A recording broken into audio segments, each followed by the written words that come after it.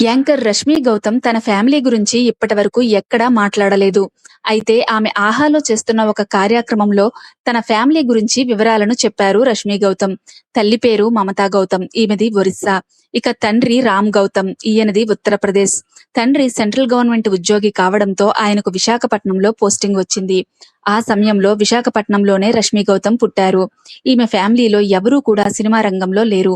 కేవలం రష్మి మాత్రమే ఈ రంగంలోకి వచ్చినట్టు వివరించారు.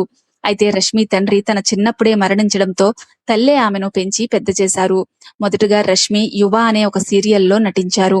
కానీ గుర్తింపు రాలేదు. దీంతో కొంతకాలం బ్రేక్ తీసుకొని మళ్లీ ప్రయత్నాలు చేస్తే సినిమా అవకాశాలు వచ్చాయి. కానీ అవి పెద్దగా గుర్తింపుని ఇవ్వలేదు. సరిగ్గా అప్పుడే జబర్దస్త్ లో యాంకర్ గా చేసే అవకాశం వచ్చింది. జబర్దస్త్ ఆమె కెరీర్ ను మలుపు తిప్పింది. జబర్దస్త్ యాంకర్ గా దాదాపు ఆమె స్థిరపడిపోయారు.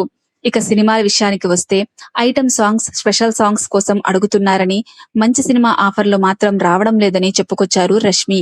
మంచి పాత్రలు వస్తే సినిమాలు చేయడానికి ఎప్పటికైనా తాను సిద్ధమేనని చెప్పారు.